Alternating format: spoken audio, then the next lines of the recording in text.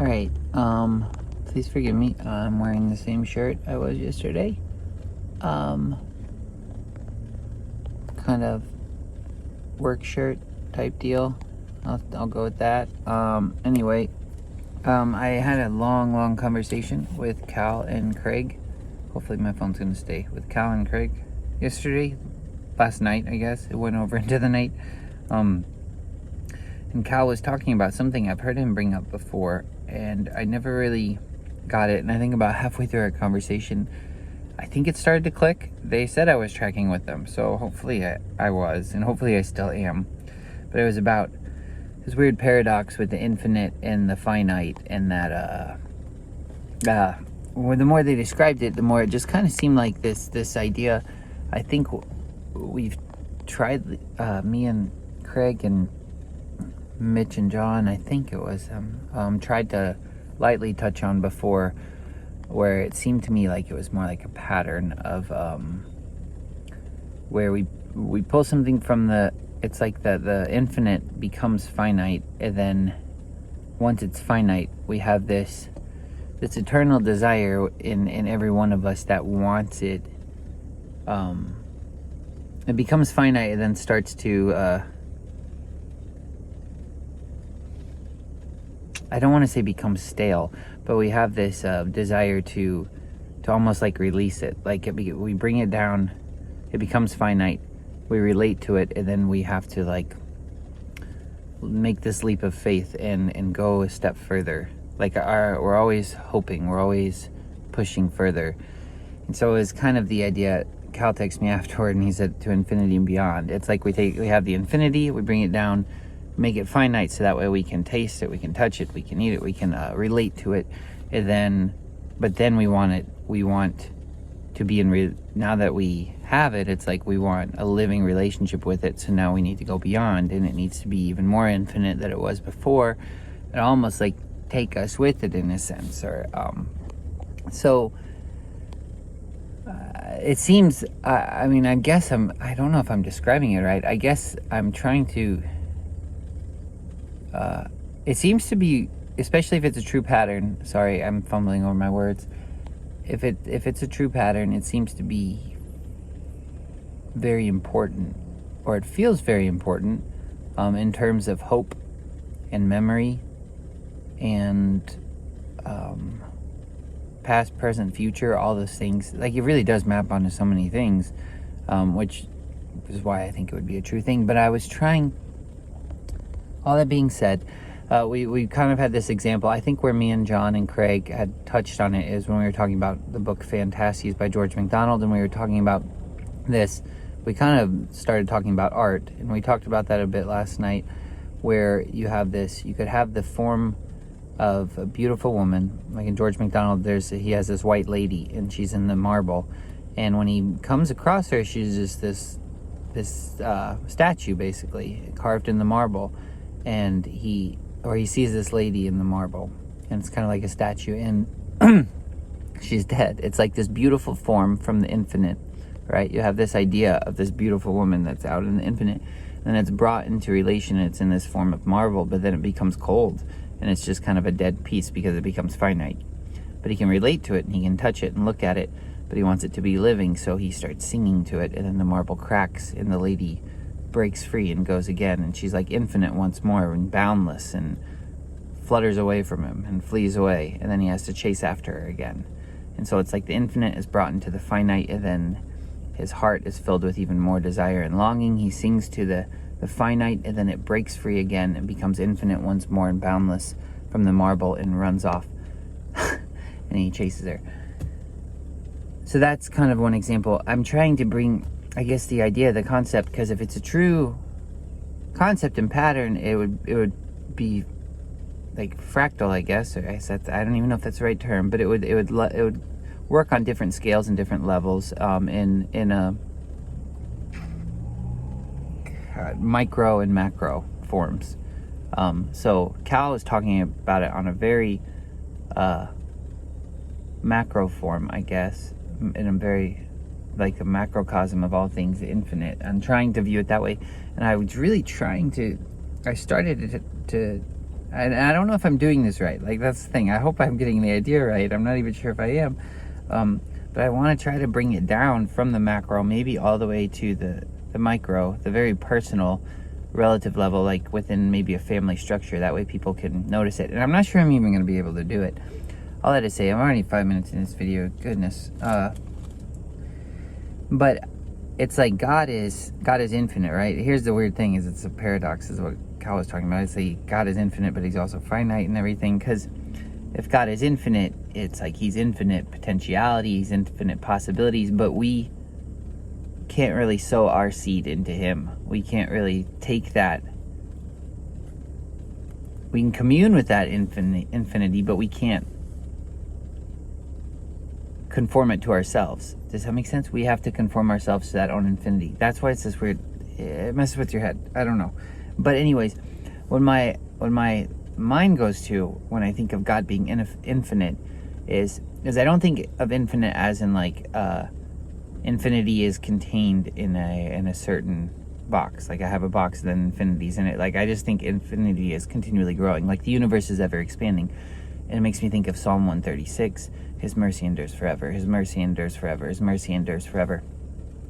Mercy being love, compassion, forgiveness, truth. Those things are all...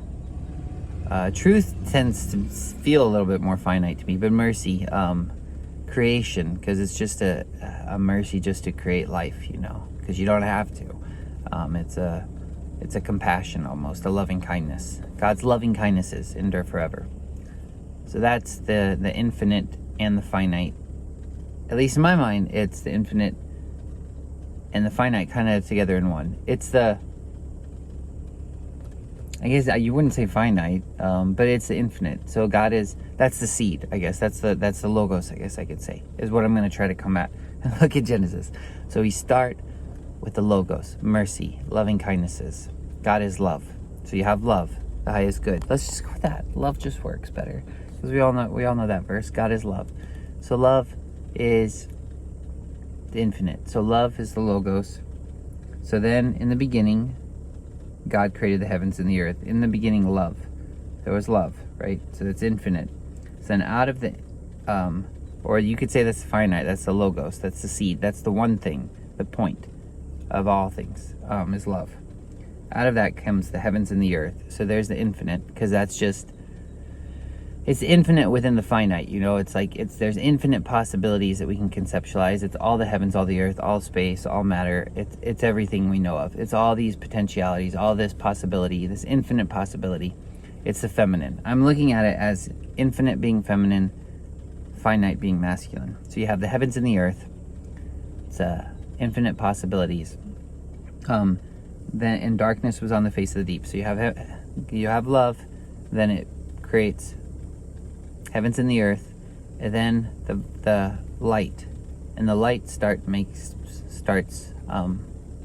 Then God says, "Let there be light over the heavens and the earth." So the light is now the seed, and it's penetrating the heavens and the earth. It's penetrating the darkness, and it's bringing form and finite things, visible things that have definition. Right? It's bringing those out of the darkness. Say the world is completely dark. It's nighttime. The light starts to come, then you start to see trees, you start to see this, that. You start to see finite things that you can relate to and touch, and start to have forms and relationships with those things. So then you're getting, I see it's like love, infinite, light, you know, then the light's like bringing finite things, finite. And then we go through creation, and then it's like all of that, all the creation, then we get to man. So you have earth, so you're coming down, and all this creation is coming from earth. You have the waters. It's like infinite finite things are coming out of the waters.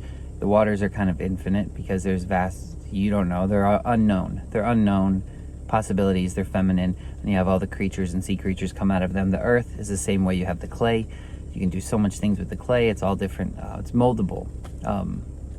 It's infinite. You could take a pile of clay and shape it into anything you can think of, you know. But then all the creatures come out. The finite things started coming out. The animals start coming out, right? Infinite and finite keeps coming down. This pattern keeps coming down to us. And And you can keep looking up that way too, like it goes all the way back up to love. So it's like a pattern that keeps coming down, it keeps creating, and it's all being pulled back up into love, and love's holding it all together. But then God comes, he makes man. So now we have male and female. In the image of God, he created him, male and female, he created him. So you have masculine and feminine, even within inside man, within inside Adam, male and female. You could have the right hand, left hand sort of ideas. Like, I'm just trying to get it down to masculine and feminine, where it might hit the family structure and be very relative. Anyways, I mean, I don't know. I really, like, I'm just attempting at this. So then God takes man. Man comes out of the earth is infinite. Man comes out of the earth, has form, right? He puts him in the Garden of Eden. The Garden of Eden is kind of another infinite. It's feminine. It's a garden. It's a he can sow the seed there, and the seed will produce finite things. There's all the soil there. Possibilities in the Garden of Eden. Endless possibilities. Infinite possibilities. Yeah, so then man starts to relate. He's supposed to tend to it and keep it. He's supposed to love it. Attend to it. Give it attention. Then God brings all the creatures to him. They're kind of a little bit limitless in their possibilities. Adam begins to name them and gives them form, gives them whatever he calls them, that is its names. He gives them definition, right? He gives them identities, finite identities and everything. So he can so they're relatable, because you need an identity to relate to it, right? My goodness. I hope this isn't terrible. I'm literally like thinking out loud. I sound like I know what I'm saying, but I literally am just like going through looking at this and just rambling. God, so I'm trying to get down to man and woman, because it's that weird thing in Corinthians where God says man comes from woman, but man is also through woman. It's like this weird little pattern thing he creates. So anyways, it gets down to Adam, right? So Adam's in the garden. Infinite, finite, whatever, and then the infinite, the feminine, is taken from Adam. It's even like pulled out of him, and then he says, "This is bone of my bones and flesh of my flesh. This shall be called woman, because she was taken out of man."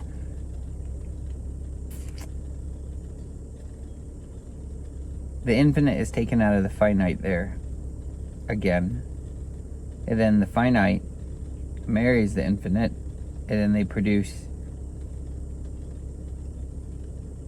more infinite, because then you have children, you have sons and daughters, and then that's like kind of another limitless possibilities. You don't know what's going to happen to your seed, your future after that. You're setting it free in a way. You're producing these children, and then your seed is now boundless again, and through women comes your sons and daughters. Your sons are more of your seed, but more than you. It's like your finite possibilities, your finite seed has now expanded into children, and then those are infinite possibilities that go out from you. And then the pattern just repeats. It seems like. I'm trying to make sense of it in my head. I think I gotta stop here though, because I need to go work, and I need to think about this more. That's probably the main reason, is because I don't know what I'm saying anymore. I'm trying to, I think it makes sense, but I just need to chew on it, I think, a bit more. Hopefully, if I do share any of this, hopefully it might be helpful to somebody. I'm probably going to shoot it to Craig and Cal if I think about it. I think I probably will, and make sure I'm still tracking with them right, and see what they think on it. If they think it's at least somewhat coherent, maybe I'll post it. All right.